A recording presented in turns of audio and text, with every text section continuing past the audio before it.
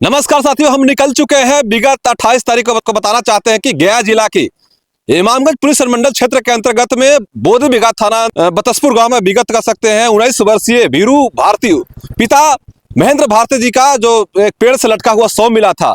हम उस आपको घटना स्थल पर जा रहे हैं। उस घटना स्थल पे इसका मौत के पीछे का आखिर राज क्या है, हम जा रहे हैं, उनके परिजन से मिलते हैं और आपको दिखाने का प्रयास करते हैं। आप बने रहेंगे। यही वो स्थान है जो विगत 28 तारीख को वीरू भारती पिता महेंद्र भारती के जो पिता का जो शव लटका हुआ मिला था, यही वो स्थान है, यही हमको पौधा है। ये यहाँ पर अगर आस पास की तस्वीर अगर बताना चाहते हैं, यहाँ पर बगल में एक पुराना मंदिर भी निर्माण दिख रहा है। इस तरफ मंदिर भी दिखाई आप उधर में। और इस तरफ में देखेंगे तो इसकी जो ऊंचाई है लगभग 6.5 फीट 7 फीट आम के डाली से लगभग ऊंचाई है। तो आखिर मौत का कारण एक फांसी लगाने की अगर जो प्रक्रिया की बात करें तो फांसी लगाने के क्रम में अगर इसके ऊपर से देखा जाए तो बहुत से नजदीक इसका दूरी है। तो इसके पीछे का राज आखिर क्या है, उसमें यहाँ के परिजनों से हम जानकारी लेने के आए हैं। उनके परिजनों से जानकारी लेने के आए हैं। कैसे का घटना हो?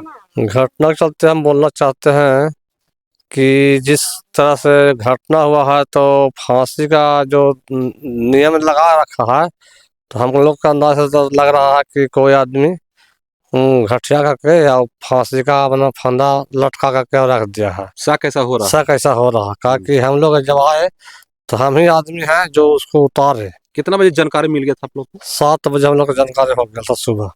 हाँ, इसके बीच में हम लोग आए रोते गाते और हम भी आए, सबसे लटका हुआ तो देख रहे थे कि लोग हैं, तो कोई नहीं ठेका उसमें। बाकी हम उसको चाचा हुए तो हमको बर्दाश्त नहीं हुआ, तो उसमें हम लपट करके और उठा कर ऐसे ऐसे एक हाथ ऐसे किए ना, और गांठ खुल गया। उसको लेकर सोचे कि हम भागते हैं कहीं साइज बच जाए, तो इसकी वजह से उसको देखे तो फिर आँख में लटका कर देखे तो वो नहीं बच पाया था। तो फिर उसे रख करके हम लोग रोने करने लगे। उसी बीच में आधा घंटा बाद मानो प्रशासन आया। प्रशासन से क्या कुछ गुहार लगा रहे हैं आप लोग? गुहार लगा रहा था कि हम लोग को जो जितना जल्द होगा दोषी का रिजल्ट निकाले। अपना नाम बता दीजिए। संतोष भुइयां, पिता स्वर्गीय भुइयां, जोगेश्वर भुइयां। तो चलिए हम जितना घटना स्थल पर हुआ उनका परिजन से भी हम बात करने का प्रयास करते हैं कि इस घटना के पीछे का राज क्या है। हम उनके घर पे पहुंच चुके हैं, जो कि वीरू भारती जी 19 वर्षीय थे और उनके 28 तारीख के फांसी संलिग्न के रूप में उनको मौत हुई थी। हम उनका घर पे आए हैं। आप देख रहे होंगे जो एक माझी समुदाय का परिवार है।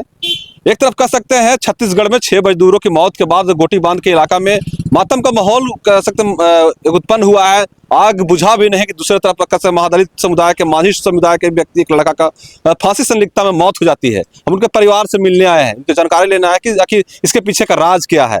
कैसे कैसे कहा होले चाचा? हम सुबह 4:45 बजे सो के उठे और उनके बाद केवाड़ी लगा हुआ था तो लड़का को जगाए कि खोलो से कपड़ा पहनना है, टोटो चलाते हैं। तो हम वो जाने के लिए तो गए वहाँ। कितना समय में आप उठे थे और लड़का को जगाए थे? हम 4:45 बजे उठे और जगह केवाड़ी खोला, वो हम फ्रेश होके और कपड़ा बदल कर हम 5:15 बजे हम गाड़ी लेके निकले हैं। उस समय हम केवाड़ी अपने से उठाए, लड़का मोबाइल देख रहा था सो के अपना बेड पे, और हम 5:15 बजे यहाँ से हम गए हैं। उसके बीच में फिर कैसे क्या हुआ से अभी घटना तो क्या लगता है, कहीं किसी आपके लड़का के साथ किसी लड़की के साथ अफेयर था या कहीं कोई जमीनी विवाद का मामला था या कुछ दुश्मनी का कुछ मामला? वैसा हमारा कोई किसी से दुश्मनी नहीं, किसी से कोई ऐसा है हमारे पास। और मृतक को देखने के बाद हमको ये समझ में आया, वीडियो जो लोग ले लेता उसमें देखने के बाद पैर जमीन में अड़ा हुआ है और उसे देखा गर्दन पर देखने के लगा कि इसको पहले से हत्या करके और उसको लटका दिया गया। ये साजिश के तहत है। मतलब कहीं ना कहीं मौत का कारण आत्महत्या नहीं है? नहीं, आत्महत्या नहीं है।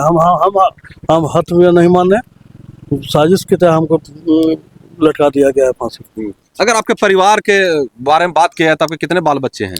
हमारे 4 लड़की हैं, उसमें 3 गो का शादी किया है और एक तो अभी कुमारी थी और एक लड़का यही था सिंगल। बस सिर्फ एक ही बेटे थे आपके? छोटा था सबसे। अच्छा, तो इस तरह की जब घटना हुई तो अपने प्रशासन सरकार से क्या कुछ गुहार लगाना चाहते हैं? गुहार यही है कि हमारा अब तो जो होना था तो हो ही गया, लड़का मेरा चलिए गया है, मगर उसका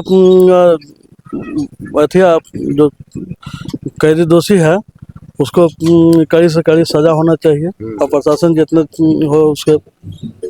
अगर पढ़ाई लिखाई के बारे में बात की जाए उसके भीरू के बारे में, तब पढ़ाई लिखाई तो इंटर फर्स्ट से पास करके बीए में नाम लिखाया था परसल।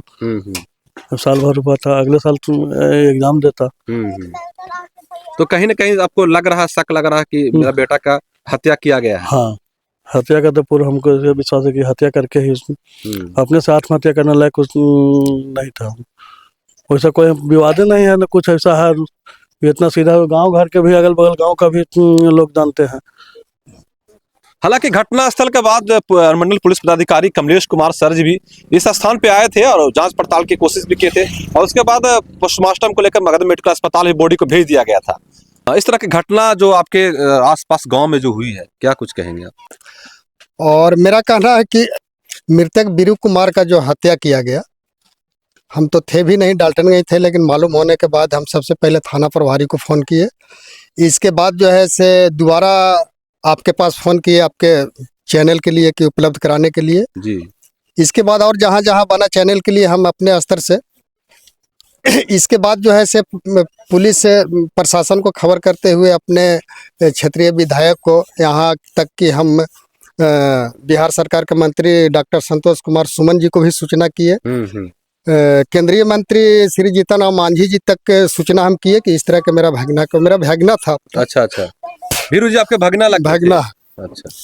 और ये सब घटना स्थल पर आने के बाद हमको ये महसूस हुआ कि एक या दो व्यक्ति के द्वारा ये हत्या नहीं किया गया है, कम से कम 4-5 लोग इसके साथ हैं, इसके हत्यारे हैं, और 4-5 लोग जब तक नहीं है तब तक इसका हत्या कर नहीं सकते हैं। और हत्या करने के बाद इसको बचने के लिए फांसी के फंदा पर लटकाया गया है। और हम पुलिस प्रशासन को ये कहेंगे कि हमको न्याय चाहिए। बीरू कुमार के जो हत्यारा है उसको हत्या का बदला कानूनी प्रक्रिया के तहत हमको चाहिए। और इस पर हम माननीय नीतीश कुमार जी, बिहार के मुख्यमंत्री जी से भी कहेंगे कि यहाँ सुशासन की सरकार है, एनडीए की सरकार है, और इस तरीका के सभी तरह से दलित पर अत्याचार किया जा रहा है, इस पर रोक लगाया जाए। और नीतीश कुमार जी अपने प्रशासन को अच्छे तरह से टाइट करें ताकि इस तरह की घटना प्रशासन के सामने हो रही है, कम से कम नीतीश कुमार जी को इस पर तो सोचना चाहिए कि जब सुशासन की सरकार है, एनडीए की सरकार है, हम सुनते हैं यूपी में कि मतलब एक पत्ता भी नहीं हिलता है योगी जी के सामने, और यहाँ जो है नीतीश कुमार जी के सामने पेड़ हिलना शुरू कर दिया है, तो कैसा सरकार है यहाँ जी। हालांकि पुलिस प्रशासन पोस्टमार्टम के बाद ही खुलासा कर सकता है कि आखिर हत्या है हत्या, लेकिन इनका परिजनों, इनके जो परिजन है उनको गुहार लगा रहे हैं कि न कहीं मेरा जो भगना थे, मेरा पुत्र जो बीरू कुमार जी थे, इनको हत्या का साजिश बनाया गया है। और आगे की क्या कुछ रणनीति होती है, आगे की क्या कुछ कार्रवाई होती है, तो उनके परिजन है, उनके पिता हैं, यहाँ शासन प्रशासन से गुहार लगा रहे हैं।